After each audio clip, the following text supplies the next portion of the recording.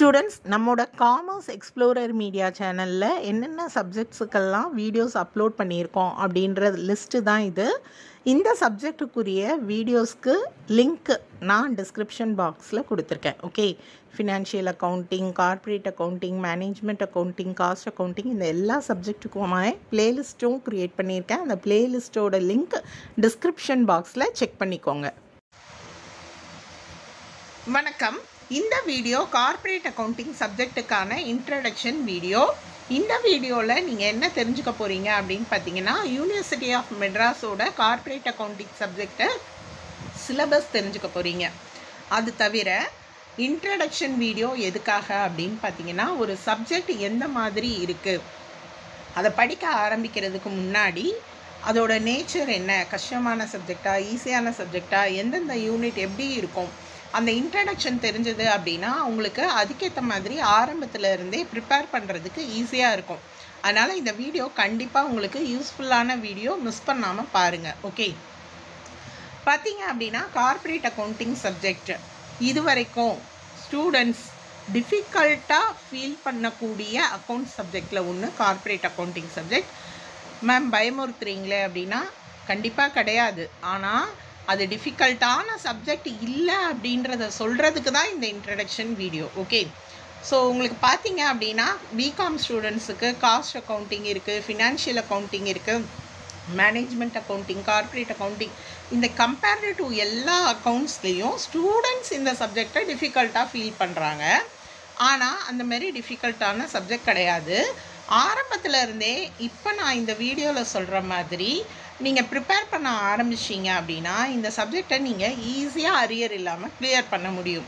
இது வரைக்கும் பார்த்தீங்க அப்படின்னா ஸ்டூடெண்ட்ஸ் பார்த்தீங்கன்னா பொதுவாக இந்த சப்ஜெக்டில் ஒவ்வொரு கிளாஸ்லேயுமே மினிமம் ஒரு 15 பேர் 20 பேர் அரியர் வச்சுடுறாங்க, டிஃபிகல்ட்டாக ஃபீல் பண்ணுறாங்க.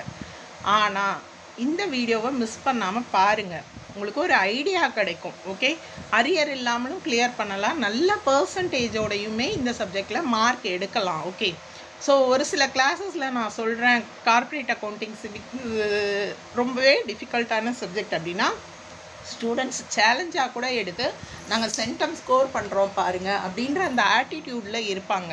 அதை வந்து ப்ரூஃப் பண்ணியும் காமிச்சிருக்காங்க. ஸோ வந்து கஷ்டமான சப்ஜெக்ட் கிடையாது கார்ப்பரேட் அக்கௌண்டிங்.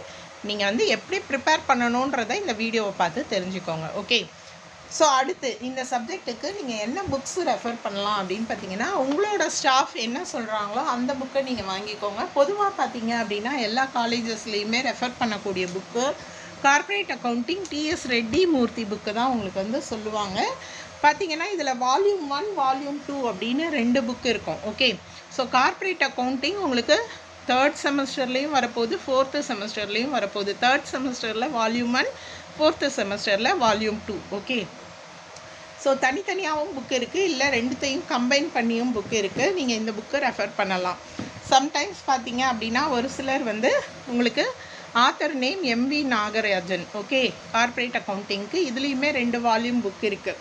இந்த புக்கில் வந்து உங்களுக்கு என்ன அட்வான்டேஜ் அப்படின்னு பார்த்தீங்கன்னா, ஒவ்வொரு சம்முக்கும் இல்லஸ்ட்ரேஷன் கொடுத்துருப்பாங்க இல்லையா, அந்த இல்லஸ்ட்ரேஷன் ப்ராப்ளம் முடிஞ்சதுக்கப்புறம் பார்த்தீங்கன்னா அதுக்கு கீழேயே நம்பர் மட்டும் சேஞ்ச் பண்ணி அதே மாடலில் வேறு ஒரு எக்ஸசைஸ் கொடுத்துருப்பாங்க. ஸோ உங்களுக்கு போட்டு பார்க்குறதுக்கு ஈஸியாக இருக்கும். ஓகே, மற்ற புக்கில் பார்த்தீங்கன்னா பேக் சைடில் ஃபுல்லாக எக்ஸசைஸ் கண்டினியூ ஆகும், அது எந்த மாடல் இல்லஸ்ட்ரேஷன்னு தெரியாது. இதில் பார்த்தீங்க அப்படின்னா இல்லஸ்ட்ரேஷனுக்கு கீழேயே கொஷின் இருக்கும், எக்ஸசைஸ். ஸோ நீங்கள் ஈஸியாக போட்டு பார்க்க முடியும். அடுத்து இந்த புக்கில் இன்னொரு பெரிய அட்வான்டேஜ் என்ன அப்படின்னு பார்த்தீங்கன்னா, கொஷின்ஸில் ஸ்டார் ரேட்டிங் கொடுத்துருப்பாங்க. அதில் 5 ஸ்டார் அப்படின்னு கொடுத்துருந்தாங்க அப்படின்னா அந்த கொஷின் வந்து ரிப்பீட்டட், 3 ஸ்டார் அப்படின்னா கொஞ்சம் அப்பப்போ கேட்டிருக்காங்க. அந்த மாதிரி உங்களால் அந்த கொஷின்ஸில் எது இம்பார்ட்டன்ட் கொஷின்ஸ் அப்படின்றத ஐடென்டிஃபை பண்ண முடியும். ஸோ தேவைப்பட்டால் நீங்கள் இந்த புக்கையும் ரெஃபர் பண்ணலாம். ஓகே, அடுத்து நம்ம சிலபஸ் என்ன அப்படின்றத தெரிஞ்சுக்கலாம், எந்தெந்த சாப்டர் எப்படி இருக்க போகுது அப்படின்றத தெரிஞ்சுக்கலாம். ஸோ உங்களோட ப்ரிப்ரேஷன் அப்போ தான் ஈஸியாக இருக்கும் இல்லையா. எப்போவுமே 5 யூனிட் உங்களோட சிலபஸில். ஸோ கார்ப்பரேட் அக்கௌண்டிங் சப்ஜெக்ட்டுக்கும் 5 யூனிட் இருக்குது. ஃபஸ்ட் யூனிட் பார்த்தீங்கன்னா issue of shares. Issue of shares பார்த்தீங்க அப்படின்னா நீங்கள் 12th ஸ்டாண்டர்டில் படிச்சிருக்கீங்க, அதுதான் அடிப்படை, அதுதான் பேசிக். அந்த பேசிக்கை வச்சு தான் இஷ்யூ ஆஃப் ஷேர்ஸ். நம்ம பார்த்தீங்கன்னா காலேஜ் லெவல் அப்படின்னும் போது இன்னும் கொஞ்சம் அட்வான்ஸ்டு ப்ராப்ளம்ஸ் எல்லாம் போடுவோம். ஓகே, அது தவிர யூனிட் 1ல் பார்த்தீங்கன்னா issue of rights and bonus shares இருக்குது, அண்டர் ரைட்டிங் ஆஃப் ஷேர்ஸ் இருக்குது. ஓகே, இதுவும் எக்ஸஸாக இருக்குது. ஸோ இஷ்யூ ஆஃப் ஷேர்ஸில் பார்த்தீங்கன்னா பிகினிங் உங்களுக்கு ஜேர்னல் என்ட்ரிஸ் தெரியணும். ஜேர்னல் என்ட்ரிஸ் வச்சு நீங்கள் லெட்ஜர் ப்ரிப்பேர் பண்ணுவீங்க, அப்புறம் பேலன்ஸ் ஷீட் போடுற மாதிரி இருக்கும் அட்வான்ஸ்டு ப்ராப்ளமில். இப்போ பார்த்தீங்க அப்படின்னா இந்த இஷ்யூ ஆஃப் ஷேர்ஸ் சாப்டரில் 12th ஸ்டாண்டர்ட்னு சொல்லியும் நான் வீடியோ அப்லோட் பண்ணியிருக்கேன். கம்பெனி அக்கௌண்ட்ஸ், கார்ப்பரேட் அக்கௌண்டிங்னும் வீடியோ லிஸ்ட்டு இருக்குது, ப்ளேலிஸ்ட்டு. அதில் 12th ஸ்டாண்டர்ட் அப்படின்னு போட்டிருக்கிறதுனால அந்த வீடியோ பார்க்காம இருக்காதீங்க, அதுதான் அடிப்படை. அதுக்கப்புறம் பெரிய ப்ராப்ளம் தான் நான் போட ஆரம்பிப்பேன். ஓகேவா? ஸோ வீடியோக்கான லிங்க்கை நான் டிஸ்கிரிப்ஷன் பாக்ஸில் கொடுத்துருக்கேன். இப்போ இருந்தே ப்ரிப்பேர் பண்ண ஆரம்பிங்க. உங்களுக்கு ரொம்பவே புரிகிற மாதிரி தெளிவாக எக்ஸ்பிளைன் பண்ணியிருக்கேன். கண்டிப்பாக வீடியோவை மிஸ் பண்ணாமல் பாருங்கள். Issue of rights and bonus shares journal entry தான். அடுத்து பார்த்திங்கன்னா அண்டர் ரைட்டிங் ஆஃப் ஷேர்ஸில் சில கேல்குலேஷன்ஸ் போடுற மாதிரி இருக்கும், அதுலேயுமே ஜேர்னல் என்ட்ரிஸ் இருக்கும். ஓகேவா? அடுத்து பார்த்திங்கன்னா second chapter issue and redemption of preference shares and debentures. இதில் பார்த்திங்கன்னா இஷ்யூ ஆஃப் டிபென்ச்சர்ஸும் பார்த்திங்கன்னா ஆல்மோஸ்ட் ஷேர்ஸ் டிபென்ச்சர்ஸ்க்குரிய என்ட்ரிஸ் ஆல்மோஸ்ட் சேமாக இருக்கும், கொஞ்சம் கொஞ்சம் சேஞ்சஸ் இருக்கும். ஓகே, இஷ்யூ ஆஃப் டிபென்ச்சர்ஸும் இருக்குது, ரிடம்ஷன் ஆஃப் ப்ரிஃபரன்ஸ் ஷேர்ஸ் அப்படின்னு இருக்குது. ரிடம்ஷன் ஆஃப் ப்ரிஃபரன்ஸ் ஷேர்ஸ் அப்படின்றது என்னென்னா, ஷேர்ஸ் வந்து இஷ்யூ பண்ணுறது அப்படின்னா சேல் பண்ணுறாங்க. ஓகேவா? ரிடம்ஷன் ஆஃப் ப்ரிஃபரன்ஸ் ஷேர்ஸ் அப்படின்னு சொல்லும்போது இந்த ப்ரிஃபரன்ஸ் ஷேர்ஸ் மட்டும் என்ன பண்ணலாம் அப்படின்னா, ஷேரை வந்து திருப்பி எடுத்துக்கலாம் கம்பெனி. ஓகேவா? அதுக்குரிய அமௌண்ட்டை ஷேர் ஹோல்டருக்கு பே பண்ணிவிட்டு திருப்பி எடுத்துக்கலாம். இந்த டைப் ஆஃப் ப்ரிஃபரன்ஸ் ஷேருக்கு மட்டும் ரெடீமபிள் ப்ரிஃபரன்ஸ் ஷேர்ஸ்னு சொல்லுவாங்க. ஸோ ரிடம்ஷன் ஆஃப் ப்ரிஃபரன்ஸ் ஷேர்ஸ்லேயும் பார்த்தீங்க நீங்கள் அப்படின்னா ஆல்மோஸ்ட் ஜேர்னல் என்ட்ரிஸ் தான். இதில் பார்த்தீங்கன்னா ரெடீமபிள் ப்ரிஃபரன்ஸ் ஷேருக்கு ஒரு 4 வீடியோ ஆல்ரெடி அப்லோட் பண்ணியிருக்கேன். இனிமேலும் நம்மளோட சேனலில் கார்ப்பரேட் அக்கௌண்டிங் சப்ஜெக்ட்டுக்கு வீடியோஸ் அப்லோட் பண்ணுவேன், கண்டிப்பாக மிஸ் பண்ணாமல் பாருங்கள்.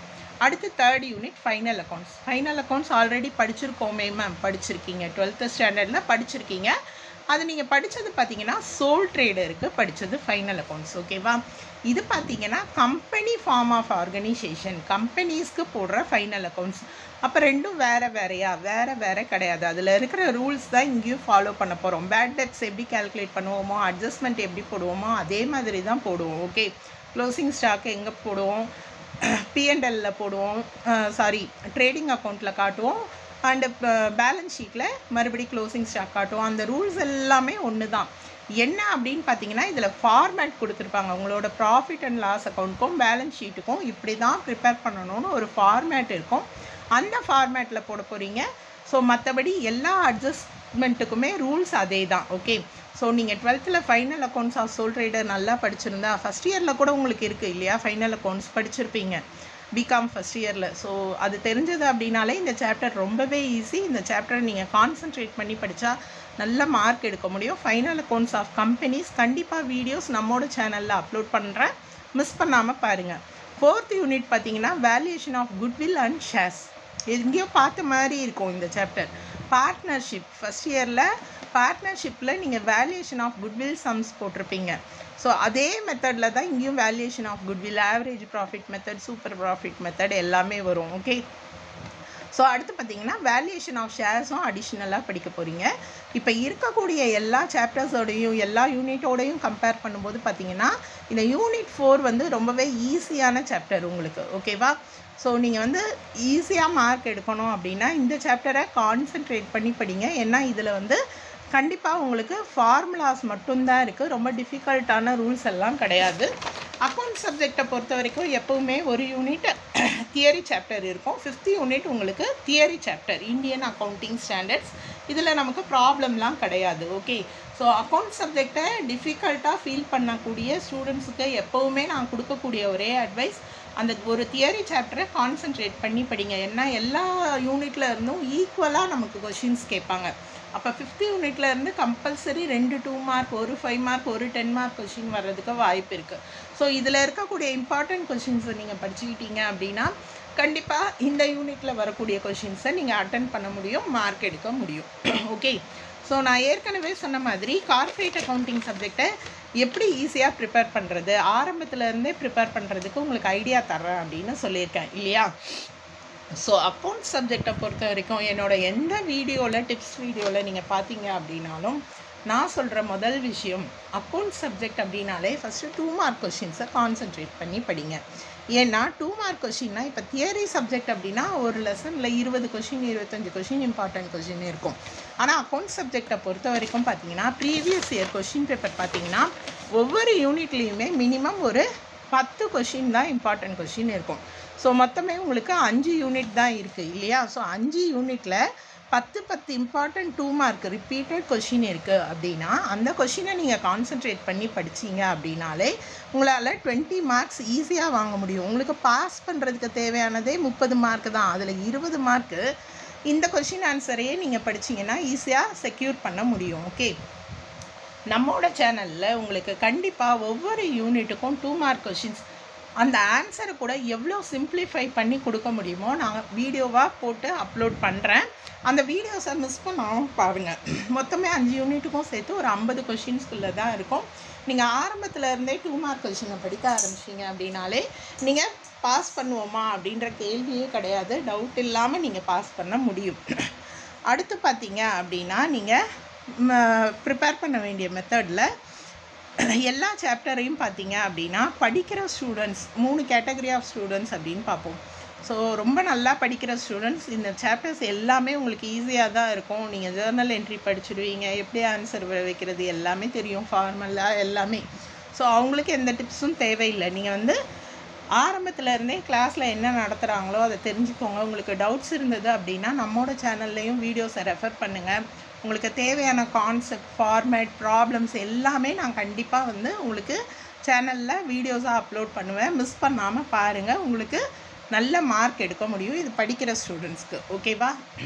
ஸோ பார்த்தீங்க அப்படின்னா ப்ராப்ளம்ஸ் நான் எப்படி அப்லோட் பண்ண போகிறேன் அப்படின்னு பார்த்தீங்கன்னா கான்செப்ட் அதெல்லாம் ஃபார்முலா ஃபார்மேட் எல்லாம் எக்ஸ்பிளைன் பண்ணதுக்கப்புறம் உங்களுக்கு ஒவ்வொரு சாப்டர்லேயும் ப்ரீவியஸ் இயர் கொஷின் பேப்பரில் எந்தெந்த கொஷின்ஸ் இம்பார்ட்டன்ட் கொஷின்ஸ் இருக்கோ அதுக்குரிய ஆன்சர்ஸை நான் வீடியோவாக அப்லோட் பண்ண போகிறேன் ஆரம்பத்தில் இருந்தே.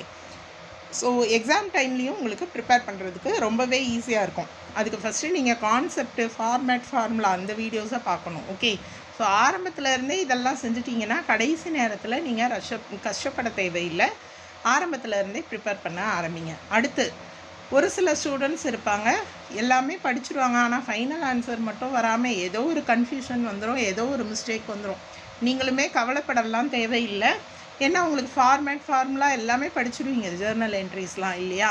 ஸோ அக்கௌண்ட் சப்ஜெக்டை ரொம்பவே டிஃபிகல்ட்டாக ஃபீல் பண்ணக்கூடிய ஸ்டூடெண்ட்ஸ், மேம் நீங்கள் ஈஸின்னு சொன்னாலும் எனக்கு அக்கௌண்ட்ஸ்னாலே கஷ்டம்தான், அக்கௌண்ட் சப்ஜெக்ட் அப்படின்னு பார்த்தாலே எனக்கு பயமாக தான் இருக்குது அப்படின்னா நீங்கள் ஆரம்பத்தில் இருந்து ஃபஸ்ட்டு ஒவ்வொரு சாப்டர்லேயும் என்ன கொஷின் கேட்டால் என்ன எழுதணும் அதையாவது தெரிஞ்சுக்கோங்க. Issue of shares chapter, redemption of preference shares chapter, இந்த சாப்டர்லலாம் கொஷின்ஸ் கேட்டால் மோஸ்ட்லி வந்து உங்களுக்கு ஜேர்னல் என்ட்ரிஸ் இருக்கும், அண்டர் ரைட்டிங்கில் கேல்குலேஷன்ஸ் இருக்கும். இந்த மாதிரி எந்த கொஷினுக்கு எந்த மாதிரி ஆன்சர் பண்ணணும் அப்படின்றத தெரிஞ்சுக்கோங்க. ஃபைனல் அக்கௌண்ட்ஸ்னால் அந்த ஃபார்மேட்டை திருப்பி எழுதி பார்த்துக்கோங்க. ஓகே, ஃபார்மேட்டை திருப்பி எழுதிட்டு பார்த்துட்டீங்க அப்படின்னாலே அதில் நீங்கள் கேல்குலேஷன் மிஸ்டேக்ஸ் இருந்தாலும் ஃபார்மேட்டுக்கு உங்களுக்கு கண்டிப்பாக ஸ்டெப் மார்க் கிடைக்கும். 5 மார்க்னால் 2 மார்க் கொடுப்பாங்க, 10 மார்க்னால் ஒரு மினிமம் 4 மார்க் 5 மார்க் கிடச்சிடும். வேல்யூஷன் ஆஃப் குட்வில் அண்ட் ஷேர்ஸில் பார்த்தீங்க அப்படின்னா வெறும் ஃபார்முலா தான். இந்த சாப்டர் ரொம்ப நல்லாவே கான்சென்ட்ரேட் பண்ணி படிச்சுக்கோங்க. இது வந்து டிஃபிகல்ட்டாக ஃபீல் பண்ணுறவங்க கண்டிப்பாக இந்த சாப்டரை படிச்சுக்கோங்க. இதிலேருந்து 5 மார்க் 10 மார்க் கொஷின் கண்டிப்பாக படிக்க முடியும், அட்டன் பண்ண முடியும். ஏற்கனவே சொன்ன மாதிரி 5th யூனிட் தியரி சாப்டர் அப்படின்றதுனால அக்கௌண்ட்ஸ் டிஃபிகல்ட்டாக ஃபீல் பண்ணக்கூடிய ஸ்டூடெண்ட்ஸ் 5th யூனிட்டை கான்சென்ட்ரேட் பண்ணி படிச்சுக்கோங்க.